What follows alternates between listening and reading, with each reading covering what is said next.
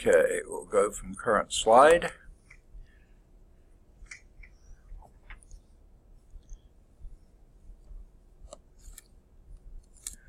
And let's see where we left off last time. I believe it was Chapter 1, Systems of Linear Equations, Section 1.2, Gaussian Elimination and Gauss-Jordan Elimination. And example 4, we're on page 16, the top of 16, example 4. And these are pretty straightforward. Sorry. Let me remind you what the last thing we were talking about. Sorry. Got a frog in my throat and I can't get rid of it. We talked about what row echelon form was and then reduced row echelon form. Remind me what row echelon form is. They start with the bottom, okay? They don't start at the top. I usually think of starting at the top. They start at the bottom and say if you have, when you've been reducing your system, whatever it was, to row echelon form, if you wind up with a row of zeros, move them to the bottom. So that's the first thing. Any whole rows of zeros have to be at the bottom, okay? Now, since that's taken care of, then the first row, the first non-zero entry in that row has to be a 1, and then zeros below that one. Then it goes to the second row, and the first non-zero entry in it also has to be a 1. And that one has to be to the right of the previous one, okay? And you keep on going down like this. Every subsequent row, the first non-zero entry has to be a 1, and it has to be to the right of the leading ones above it. And then at the bottom, if you have any all zero rows, they'll be there. Okay. So that's a quick review of what row echelon form is. Now, what is reduced row echelon form? Zeros above and below the leading ones. So the leading ones are the keys, and for row echelon form, always zeros below them, and for a reduced row echelon forms, always zeros below and above those leading ones. If you have numbers other in there, nothing is required about that.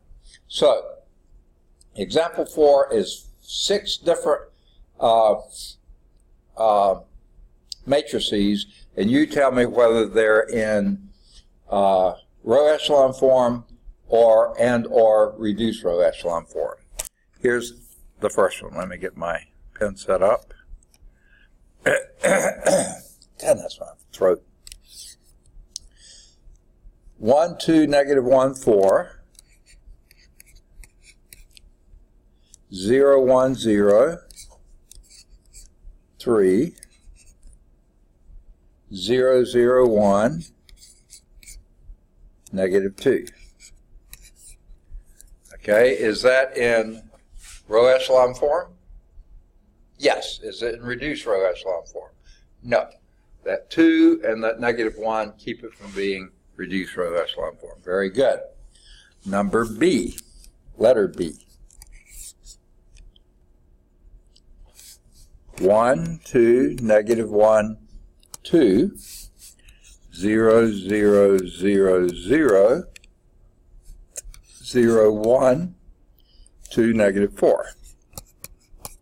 Is that in row echelon form? Why not?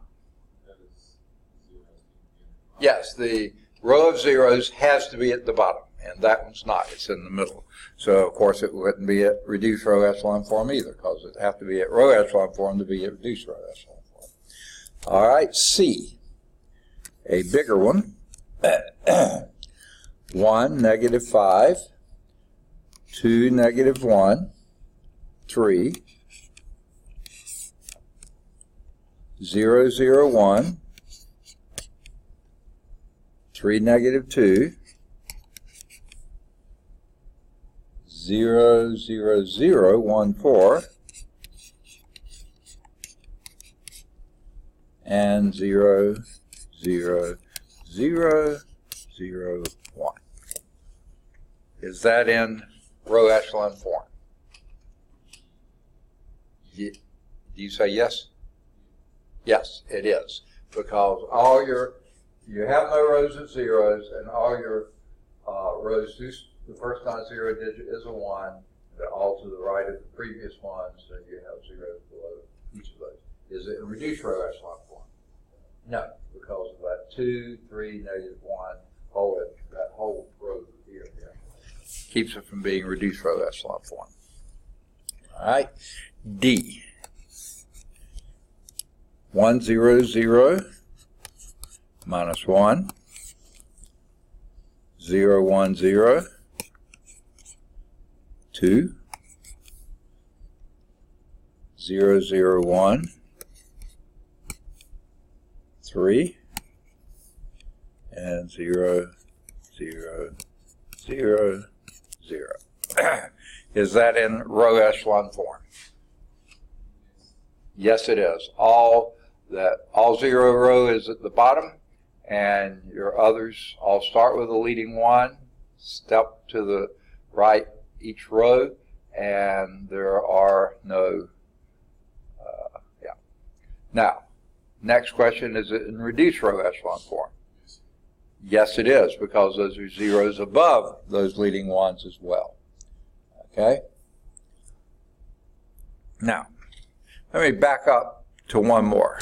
What if this was a 4 here rather than 1? Would that be in row echelon form? No, because that entry has to be a 1 as well. And it's easy to make it a 1, but it is not a 1. Well, it's not a 1 now, but it wasn't given as a 1 either. So get rid of that. Now, I don't think I can fit E and F on this slide, all right, to erase it? Okay. Let's go with E here then. 1, 2, negative 3, 4.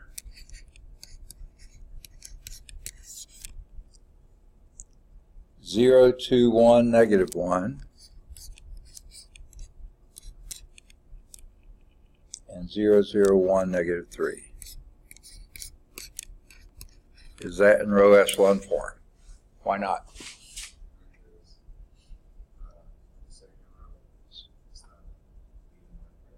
Yes. Second row, the first non-zero entry is not a 1. It's a 2.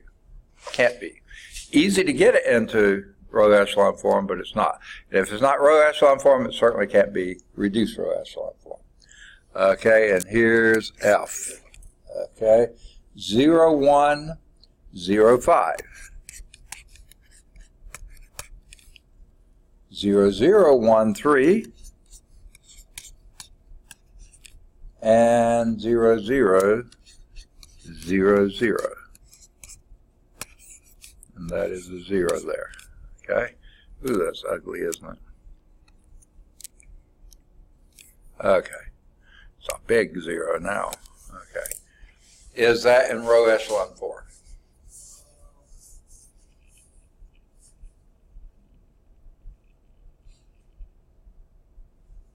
I want to say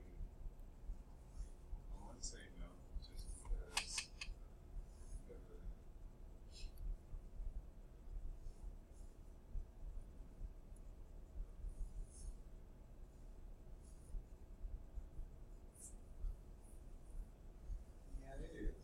Yeah, it is. It is. It's unusual to see the first column being all zeros. That's rather bizarre. That means whatever that stands for, it doesn't stand for much because there's no entry there. But it is legal, in most states. So only not all the rows with all zeros are at the bottom. The leading entry in each row without all zeros is a 1, and the 1 step down from each other, step to the right from each other, and so it is in row echelon form. Next question, is it in reduced row echelon form? Yes, it is that too. It is in reduced row echelon form as well.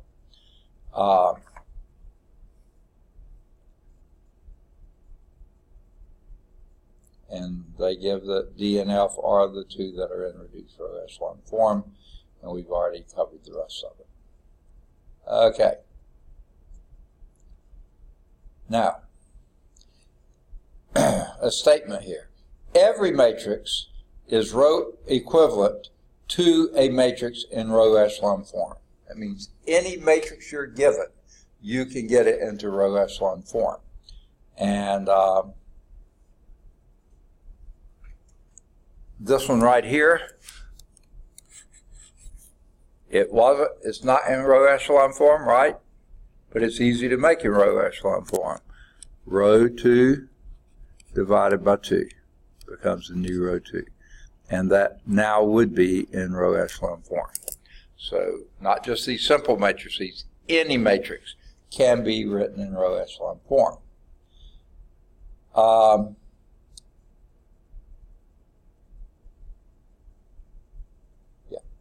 Okay.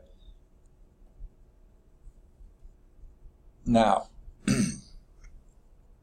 they end there and just jump into a new thing again, something we've already hashed out, but let's hit it again. The following summarizes the procedure for using Gaussian elimination with back substitution. We did it with their equations, now we're going to do it with matrices. Okay? So, first you're given a system of linear equations. Okay? So the first step then is write the equations in our,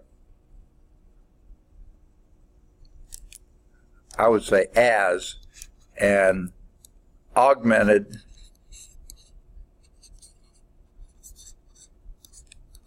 matrix. Okay?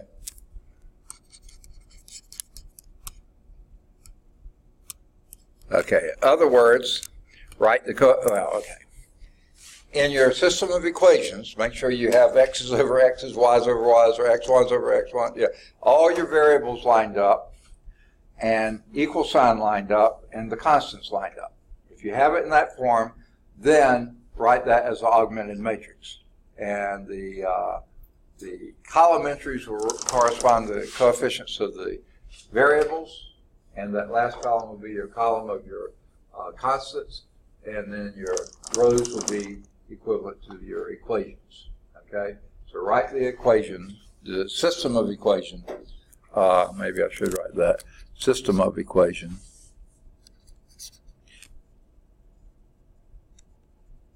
in as an augmented matrix. Okay? Number 2.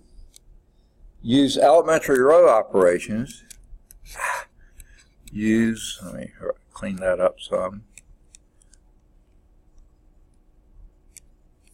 Okay, I cleaned it up too much. Elementary row operations, EROs, okay, elementary row operations, to rewrite the matrix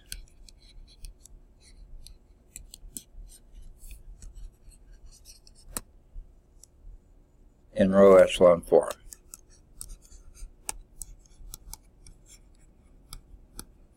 Okay. 3.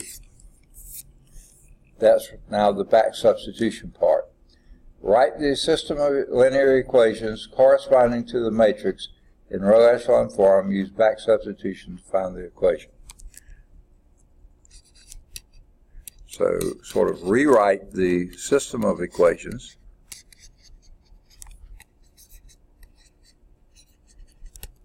okay, linear equations, okay, linear systems of equations, corresponding to the matrix. So now you go back from step 1, you wrote system into a matrix. Step 3, you write the matrix back into a system, okay, keeping the variables where they belong and substituting them back in, and then use back substitution from the matrix and use back substitution to find the solution.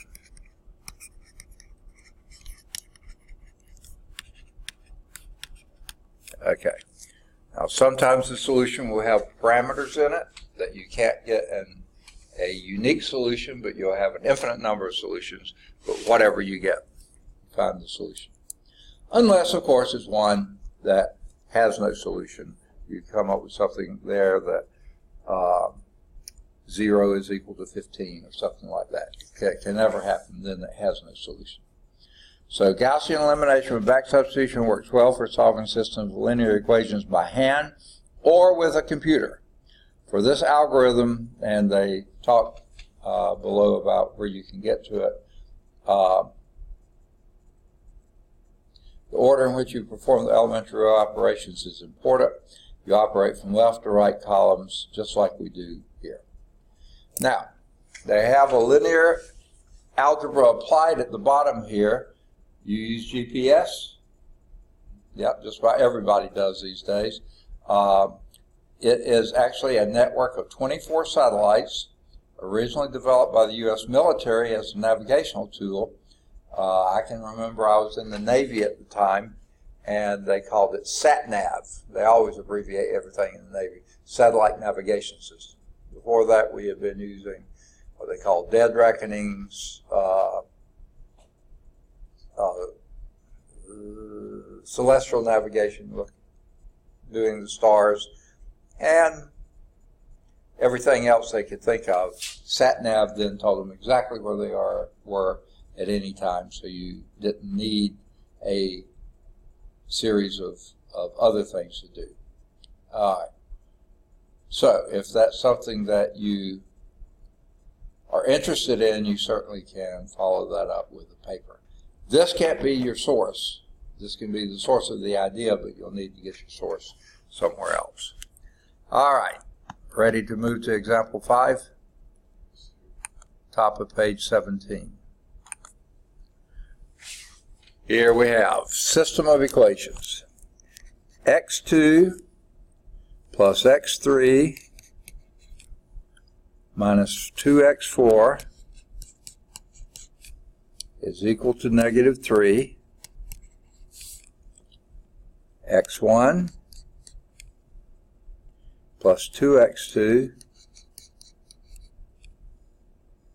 minus x3 is equal to 2. 2x1 plus 4x2 plus x3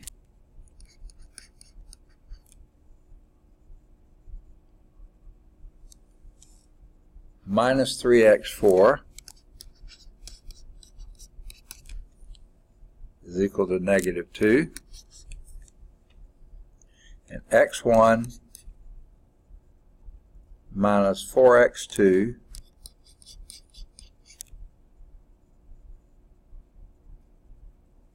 minus 7x3 minus x4 is equal to minus 19. They always seem to like to throw a big number in at the bottom, or quite often anyway. All right. What would be your first step?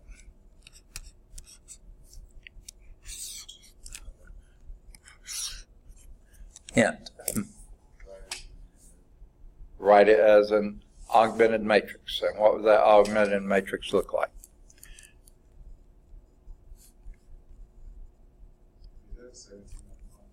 What's that?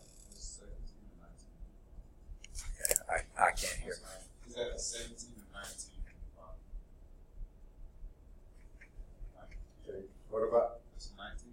Negative 19. Yeah, negative 19.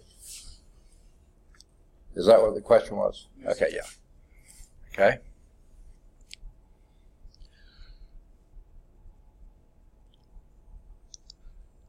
First step.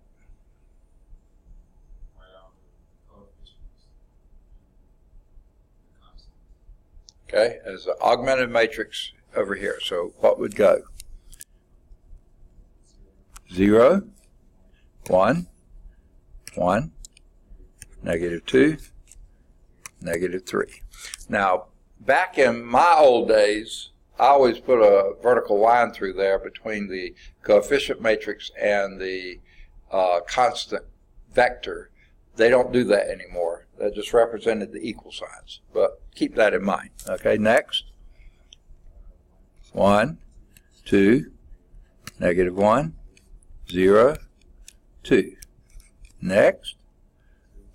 2, 4, 1, -3, -2.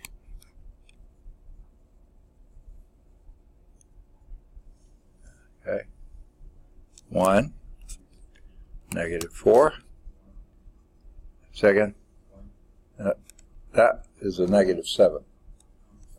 Sorry.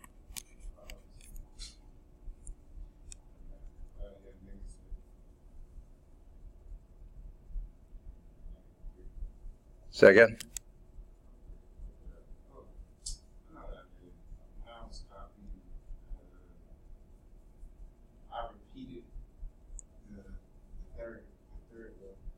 Oh, I see. Yeah.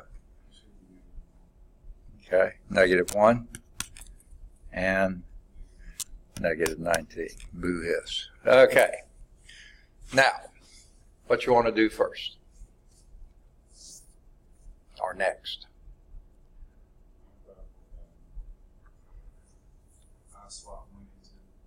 Yeah, swap rows 1 and 2. You could do 1 and 4, but why go that far? 1 and 2, pretty easy.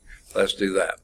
So, row 1 interchanges with row 2. Okay? So, this next matrix will be 1, 2, -1, 0, 2. Got it? 0, 1, 1, ooh, I've gotten off. I get to looking at the matrix up there and not looking at where I'm writing things, and that gets me in big trouble. Okay. 0, 1, 1, -2, -3. Okay? Yeah. Then what next?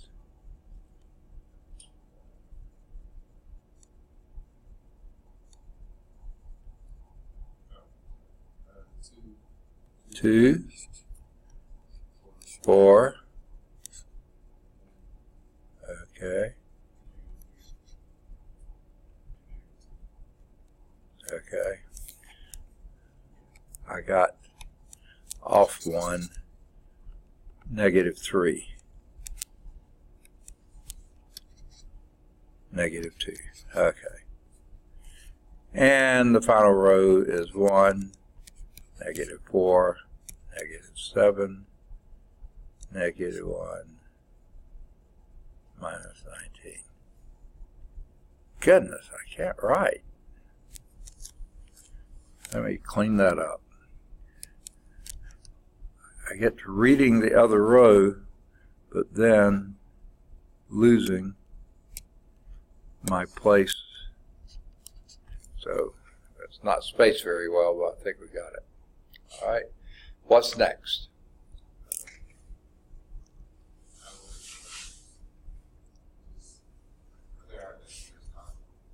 Yeah, on the first column, we want zeros here and there. Okay, so let's deal with row 3 first. Row 2 is 5. That's one reason I wanted to swap 1 and 2, because what was our row 1 is perfect for row 2. Okay, so how do we deal with that 2 in row 3, leading 2 in row 3? -2 times row 1 plus row 3 becomes a new row 3. Perfect. Okay. So row 1 we leave alone. We're using it. 1, 2, -1, 0, 2. Row 2 is fine. So we leave it as negative. I'm sorry. 0, 1, 1, -2, negative 3. Okay, row 3, that's the one we're fiddling with, so what does it become? 0. 0, nice.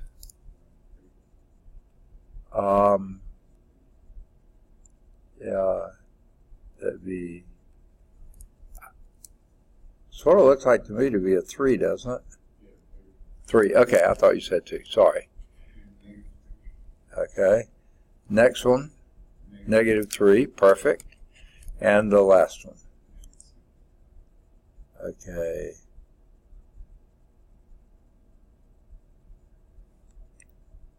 All right. That would be a minus 4.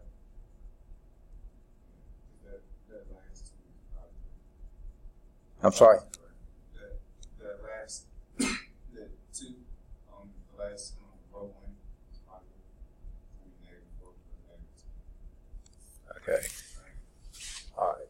Which one are we talking about? Yeah, top 2. That's which one we multiply, right? Yeah, that's the one we're multiplying. Yeah, Negative so 2 times that, right? Yeah, so that negative 2 times positive 2. Right. Right. Plus that negative 2 we already have. Right. Is what? Negative 6. Negative 6. Okay, I just couldn't hear. Okay. Now, what do we want to do next? Okay, deal with the fourth row, and what will we do? Multiply the first row by negative 1. Okay, negative row 1 plus row 4. That becomes the new row 4. Okay, let's do it. 0. Second. Negative, I can't hear it. Negative what? I think it's only 6, isn't it? Minus row 1 plus row 4. Right? Right. Yeah, you're looking at the one above it. Yeah. Yeah. The top row. Okay, and that is what? Negative 6.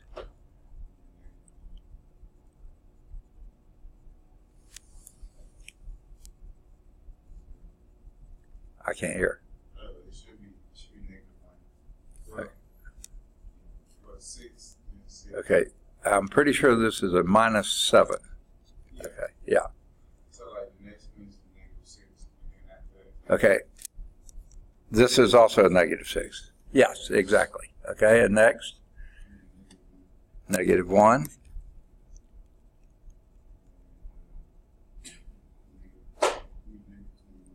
Second? Negative 21. Perfect. Getting worse, it looks like, that big number at the bottom. Negative. Okay. So that's as we want it. Okay. So let's do a quick review. We got a 1 in the upper left.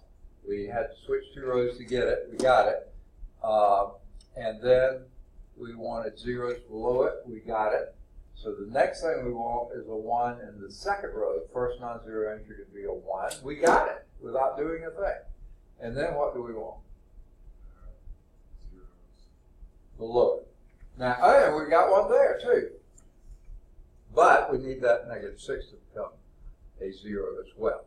Now, again, we're just doing Gaussian elimination and back substitution. So we're not doing reduced row echelon form, just row echelon form. So what do we do with, we got this like we want it, that like we want it, so row 4, how do we deal with that? 6 times row 2 plus row 4 is the new row 4. Okay? So, equivalent matrix now is 1, 2, minus 1, 0, 2,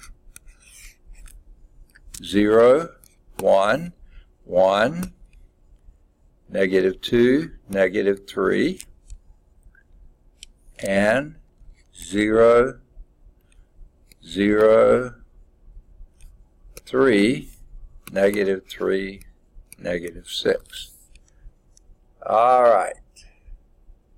fourth row, we're going to do negative 6 times row 2 plus row 4.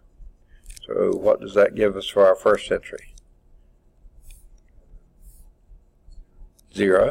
Second entry, 0. Third entry, 0. Oh, good. Next entry. Okay, say again. Negative 13, I believe you're right. And the last entry?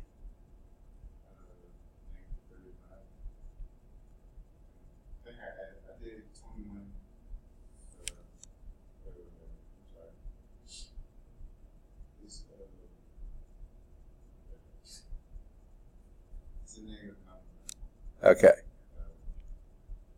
So it's negative.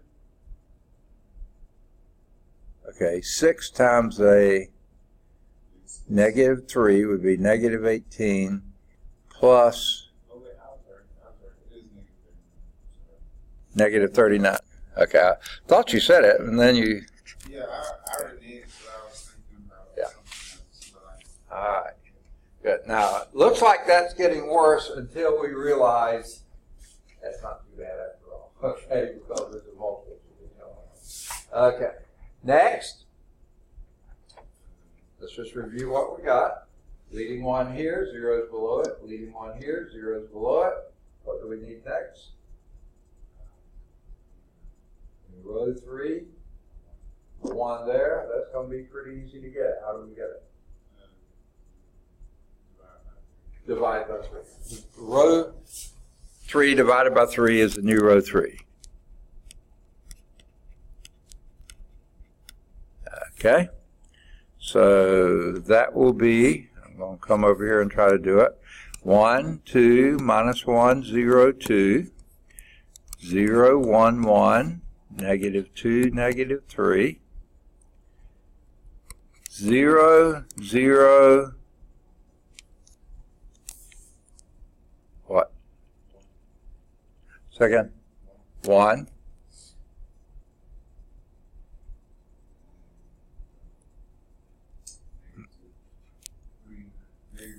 Negative 1, okay.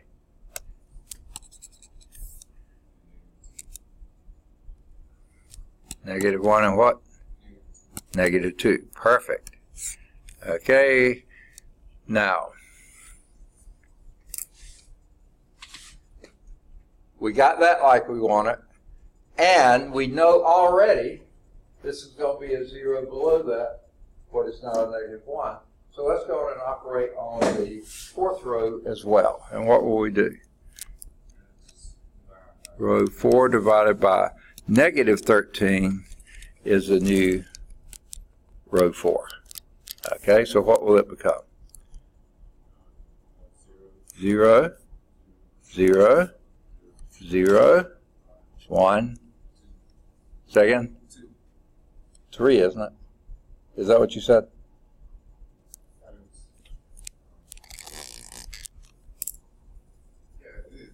Yeah. I think you were subtracting and then dividing. Okay, no, it's just a 3. All right. And right now we're in what kind of form? Row echelon. Whoa. Is that okay? It looks pretty sturdy, but okay. All right. What does this tell us? What's that fourth column represent? X4. So what does that tell us? X4 is equal to 3. Okay? What's the row above us tell us?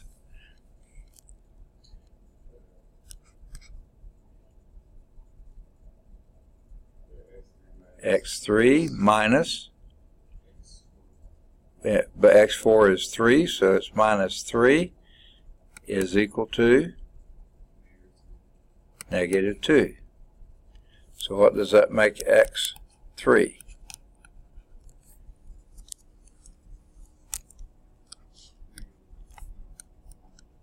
X3 equal 1. Perfect.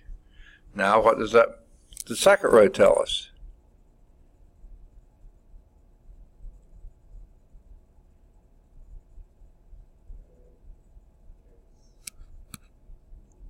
X2 plus,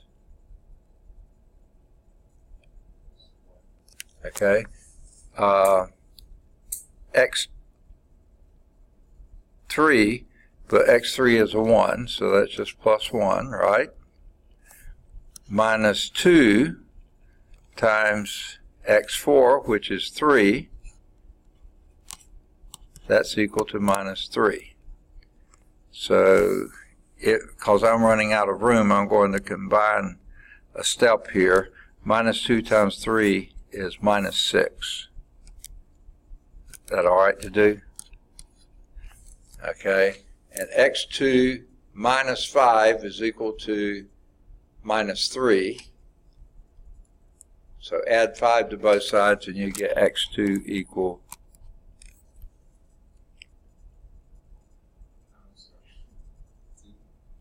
2.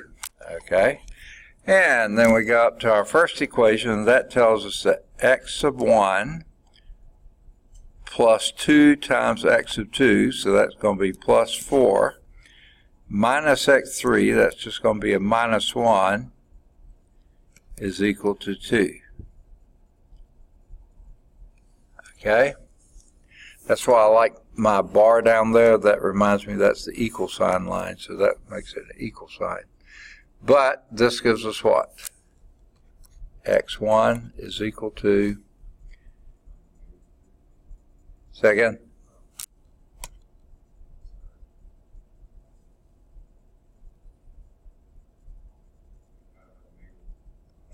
-1. Perfect. Okay. Let's first check and see what they got.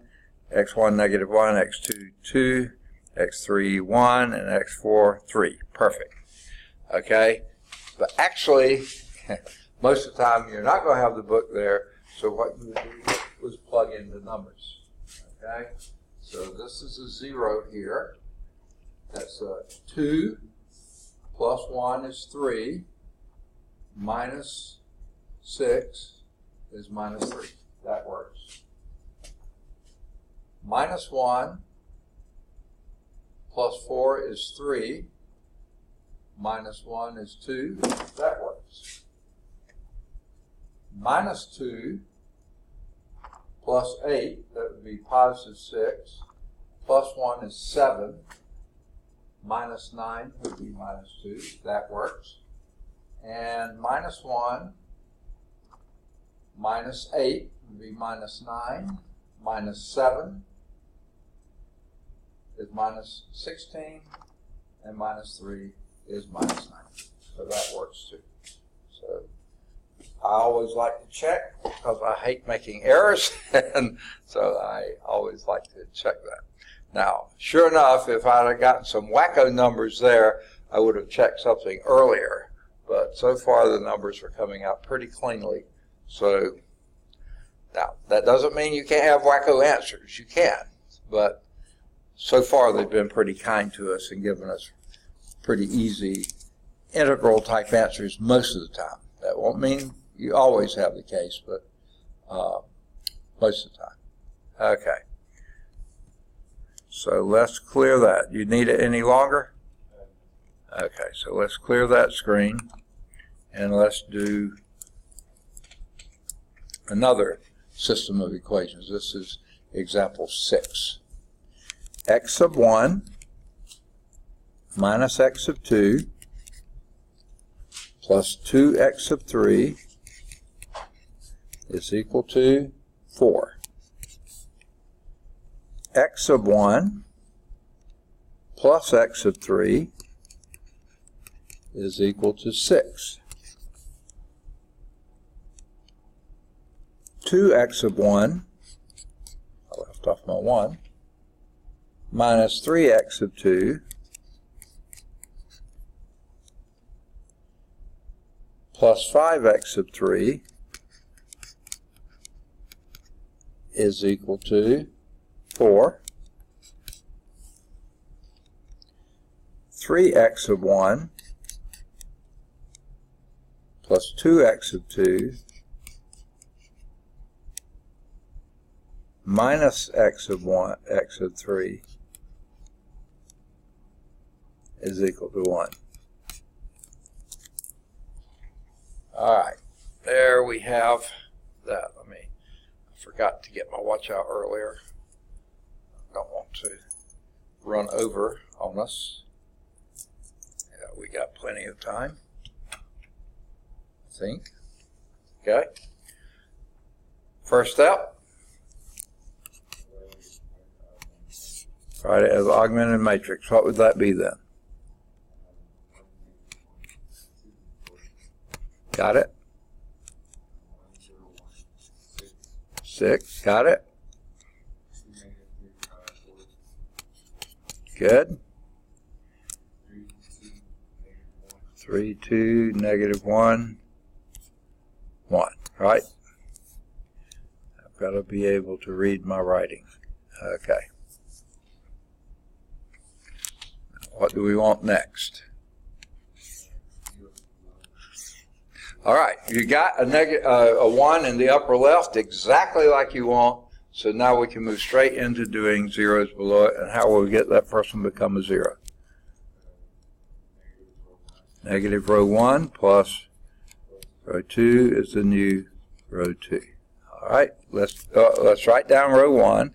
1 minus 1, 2, and 4. What's our new row 2? 0, 1, negative 1, 2. Okay, good. What do we want to be next?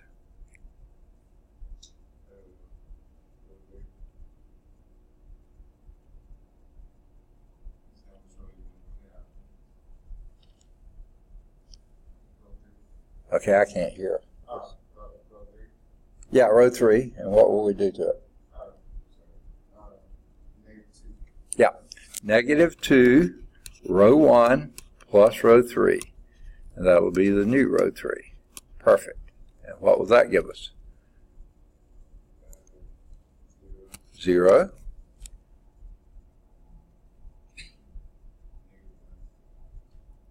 Negative 1. Is that 1 you said? Yeah, okay. Negative 4. All right. Next. Okay. And what will you do?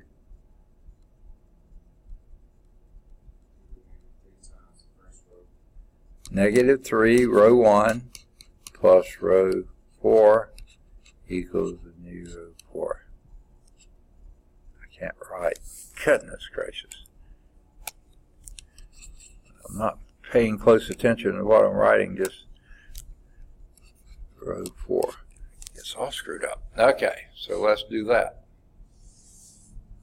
First entry will be a 0. Next entry will be a 5. Next entry.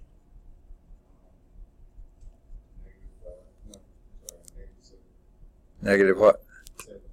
Negative 7, is that what you said? Yeah. I believe so. Okay. Next.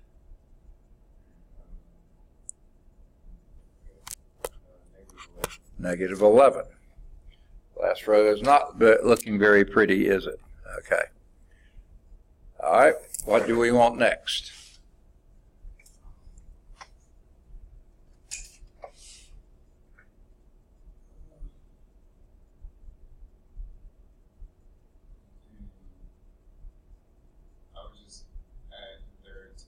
Yeah, okay, you want a 1 as the first non-zero entry in row 2. You got it. It's to the right of the leading 1 in row 1. Got it. So we want to make below it to be zeros, and sure enough, you just do row 2 plus row 3 is the new row 3. Okay? So it becomes, you leave that first row alone, 1 minus 1, 2, 4. Leave row 2 alone. 0, 1, minus 1, 2. And the new row 3 is now what? 0. Second. Right.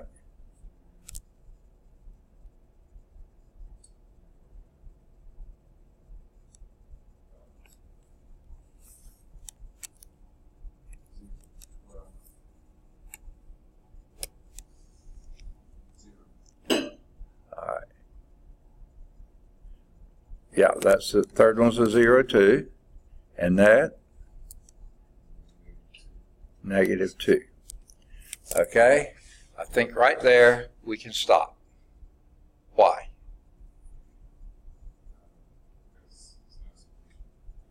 Yeah.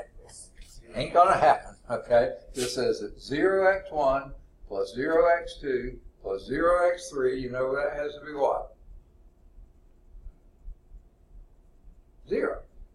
No matter what 1, 2, and 3 are, that's going to be 0 is equal to -2. That can't happen. Never can happen. No way you can get around it now. As soon as you see that, you can stop and say, inconsistent system, no solution. No solution at all. Okay? Thank goodness I didn't have to get to that nasty 4th row there. We could stop right there and say, no solution.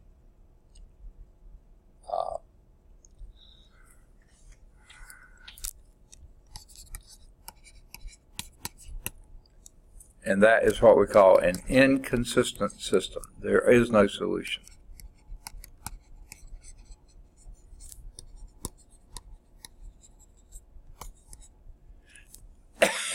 All right, good deal. Now,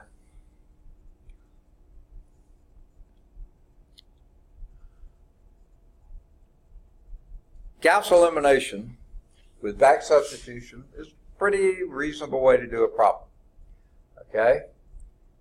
If you're really lazy, though, or tend to make a lot of errors when you do your back substitution, getting signs wrong or doing that, Gauss-Jordan elimination gets you in reduced row echelon form. You still have to watch for the errors and stuff, but if you do it right, you just get what your variables are. They give them to you, excuse me. Except, of course, when it's a consistent system that's not linear equations. Then you have parameters to put in. So this is Gauss-Jordan elimination. Carl Friedrich Gauss, who we ran into before. Let me see if I can find his dates.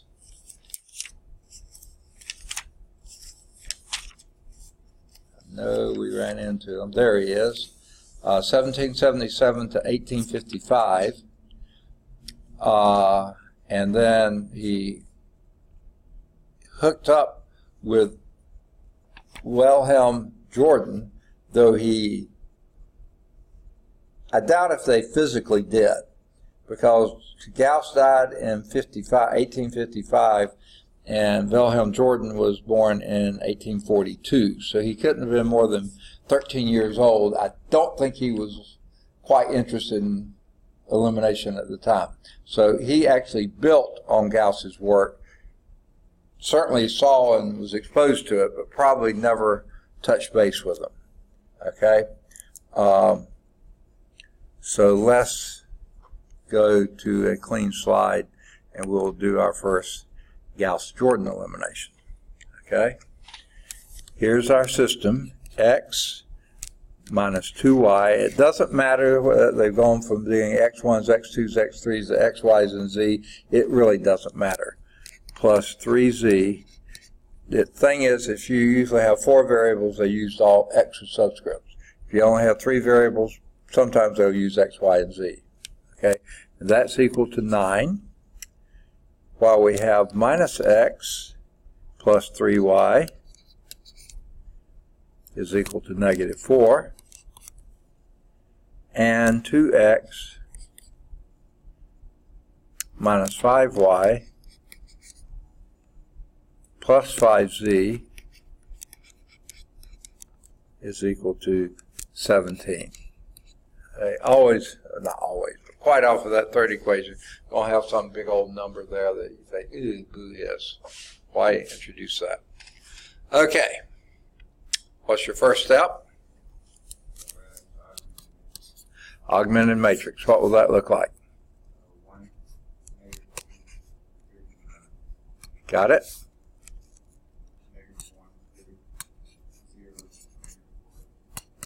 Got it?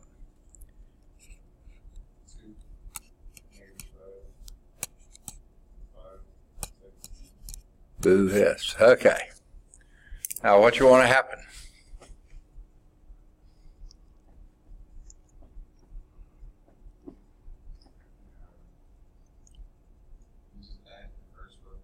Okay, yeah. The leading one is right where you want it, upper left corner, so we're happy with that. Let's move to the next step. And what would that be? Row 1 plus row 2 is the new row 2. Okay? So we're leaving the first row alone for now. 1, negative 2, 3, 9, if I can read my ugly writing. And what does that operation tell you to do?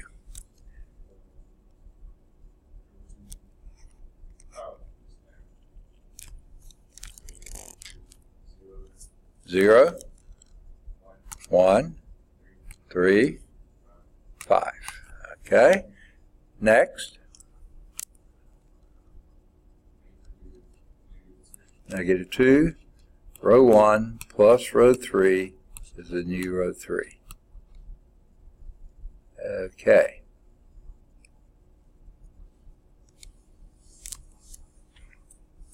Excuse me. First entry. 0. That was easy. Next entry is what? Okay. Negative 1. Perfect. Next entry. Negative 1. Next entry. Negative 1 again. Wow. Okay. What next?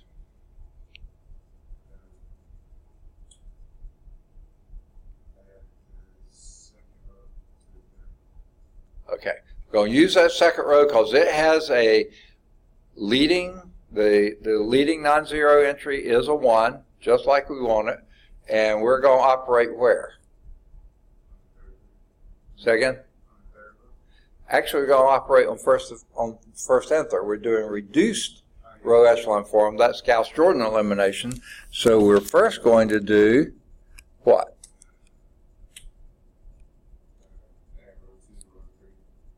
Okay, you're going to do that down here. Okay, row 2 plus row 3 is going to be the new row 3.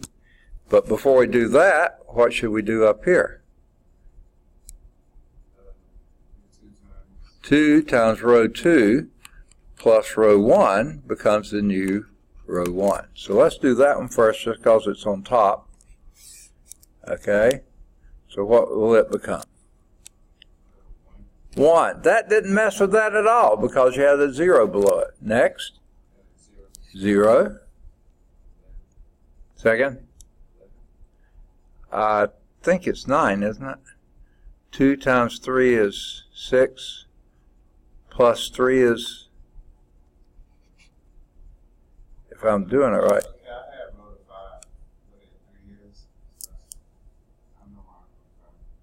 Okay.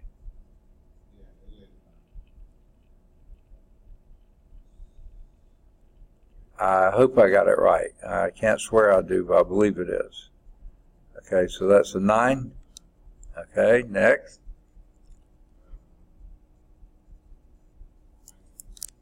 19. There they go again. Big numbers. Big boo hiss. Okay. This time we leave row 2 alone because that's what we're using. 0, 1, 3, and 5. Now let's go down to row 3. And what does it become? 0, that's good. 0, that's even better. 2 is good. 4 is good. All right. Now what?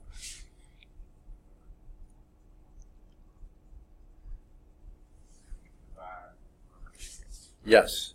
So row 3 divided by 2 is the new row 3. All right. Can I just do it right here? Because I just don't want to write all that mess again. So let's just change that to a 1. And the next one would be a 2. All right. Now what?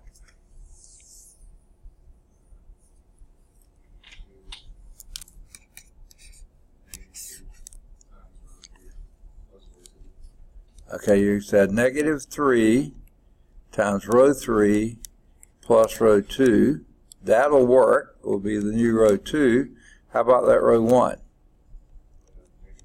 -9 row 3 plus row 1 is the new row 1. It sounds awfully ominous there, but let's do it.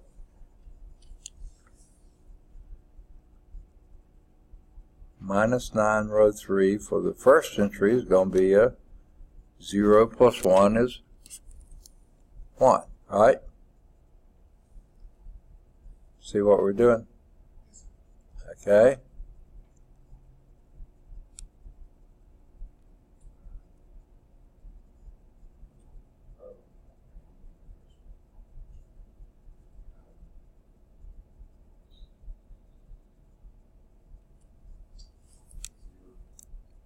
Okay.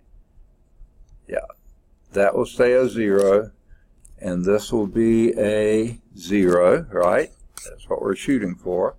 And then what?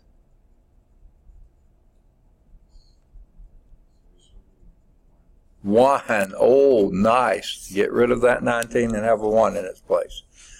Okay. Then let's do what the instructions tell us to do to row 2. That would be a 0. That would be a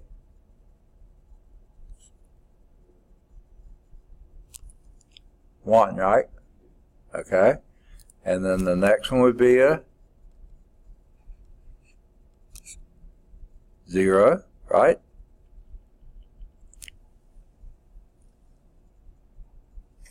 -3.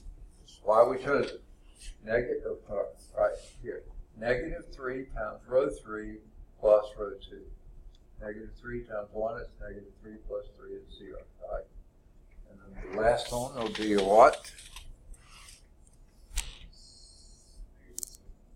Negative what?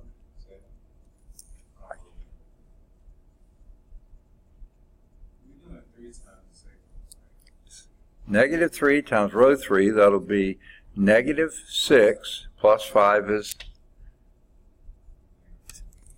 -1. Okay? And then you got the third row already. 0, 0, 1, 2. And guess what? You just read off the answers. x1 is equal to 1, x2 is equal to -1, and x3 is equal to 2. I don't know. That wasn't much work at all to eliminate all that back substitution. Now, this wouldn't have been much back substitution.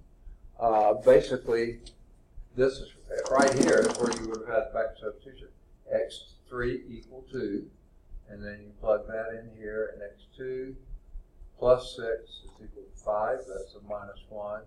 But this would have been a little messier, but not bad. x1, I'm sorry, x, y, and z.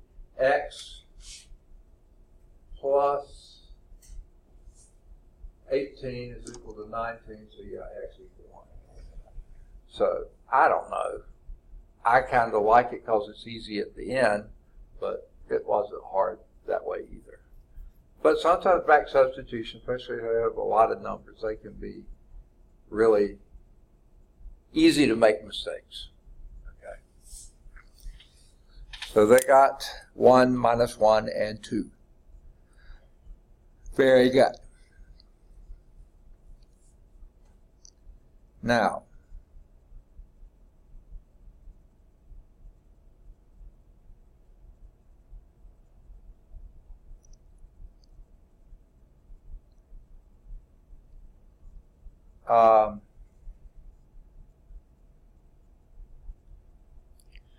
they do they don't carry it very far, but they just mention it. And I think I'll write it here because that's all we're going to do. New problem. 2x minus 5y plus 5z is equal to 17. I don't like the look of this to begin with.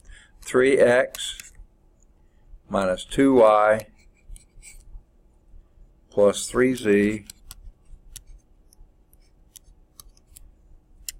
is equal to 11. Negative 3x plus 3y is equal to minus 16.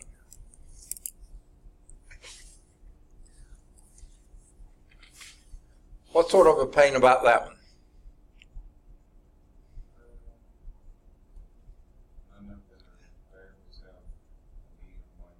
No leading ones. No way that one just pops out at you. No exchanging two rows, nothing like that.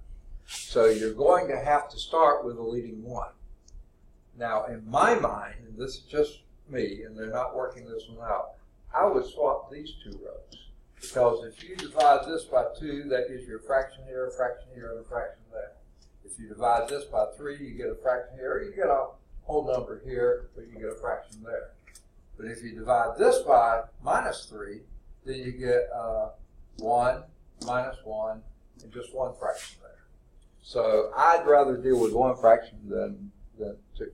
And if indeed that's going to turn out a fraction, there's no way around it anyway. You know, so it may not. You might be able to clear it sometime later. But that's what I would do. I would swap those two rows first and then start going from there. May or may not work out better for you, but at least it starts it out with fewer fractions. And in my mind, the fewer fractions you can start with, the better. Because more than likely, they're going to carry all the way through. So if you start with 3 fractions, you know, it's just asking for trouble. 2 fractions, 1 fraction, give me 1 fraction. And that's in the whole number side. So you're wanting the 1s and 0s over here, so that makes it a little bit easier. They don't carry it any further, they just said it. They say you may be inclined to multiply the first row by 1/2 to produce a leading 1, but it says judiciously choose, and I think my technique was a little more judicious. Okay. Now,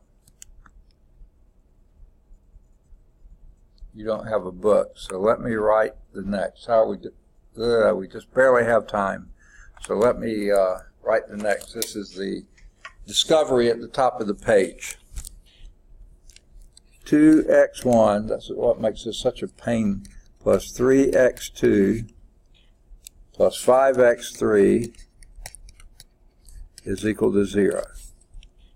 Minus 5x1 plus 6x2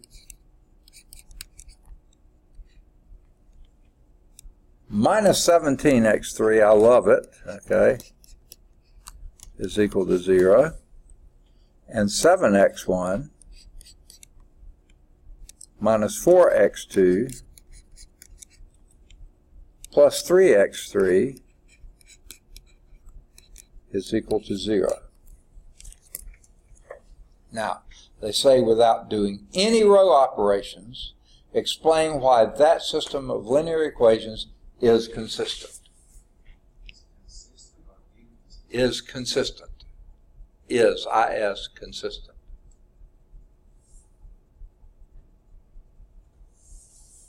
What does it take to be consistent?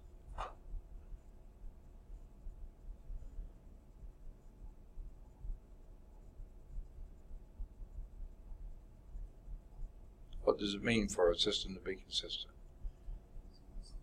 Second? Having at least one solution. Is that what you said? Perfectly good answer. Does that have at least one solution?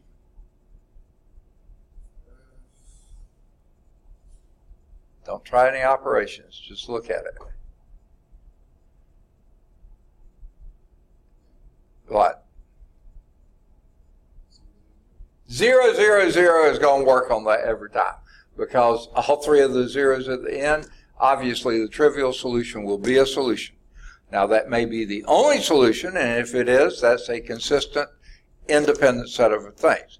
But even if it's not the only solution, it still would then have an infinite number of solutions, but that would be one of them. Okay, very good. Without doing a single row operation. Okay?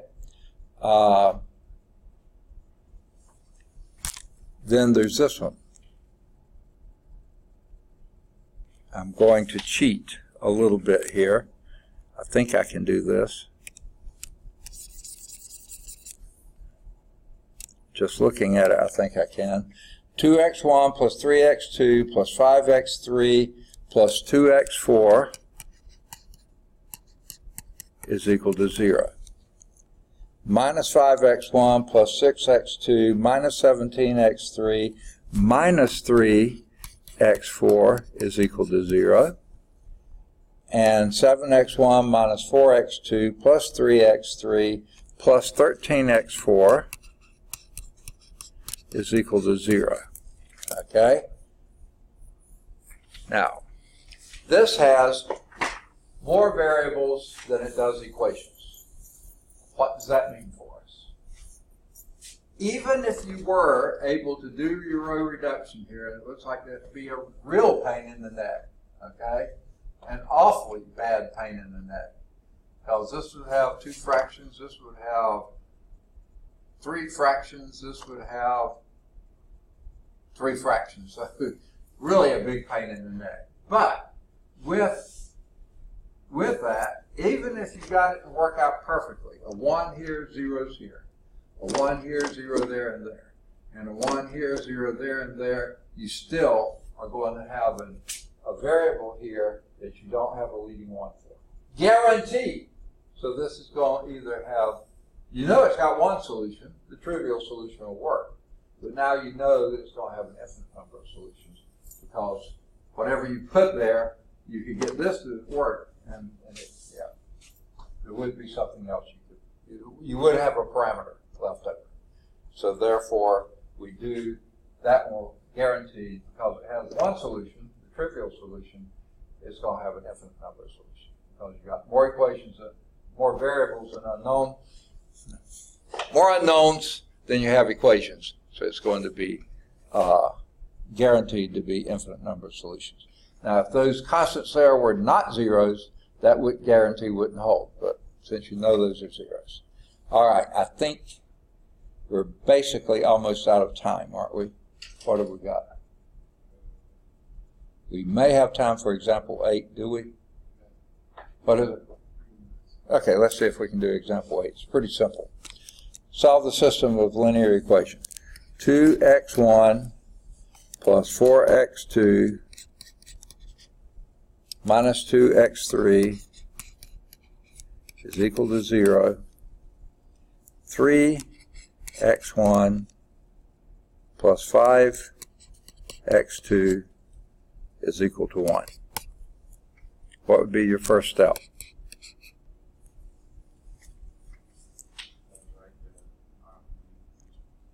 Okay, is the augmented matrix, is that what you said? Yeah. Okay. Okay, and how would you do that?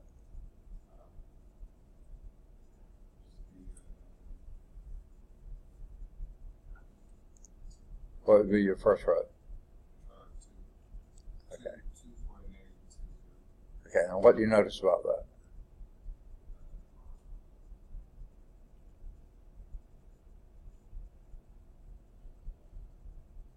All those are even, aren't they?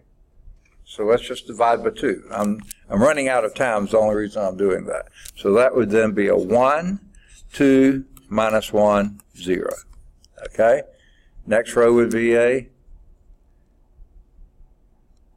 nothing you can do here but write it down.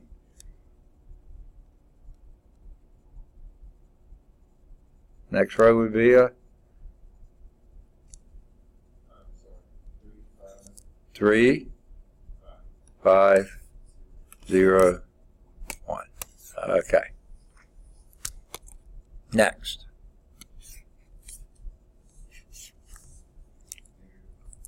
Negative row 1, or 3 row 1, plus row 2 is the new row 2. And what was that? Write down row 1, 1, 2, minus 1, 0. Okay? What's your new row 2? 0, negative 1, 3, you're right. 1. All right. What next?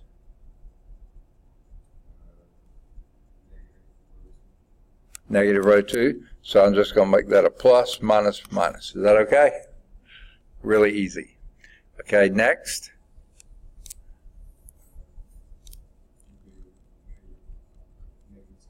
Negative 2, row 2, plus row 1 is the new row 1. Now you see, when you have these infinite number of solutions type things, you really need to get it in Gauss-Jordan. That makes everything easier. Okay? So this will then be, your second row is going to stay the same, 0, 1, minus 3, minus 1. And what's your top row going to be? 1, 0, 5, 2. Got it. All right. Now you're in reduced row echelon form. Okay. And what do you notice about your X3? So they didn't use Z this time, they used X3. That's your, you don't have a leading one here, so that becomes your parameter. So we write down let X3 equal what parameter you want it to be.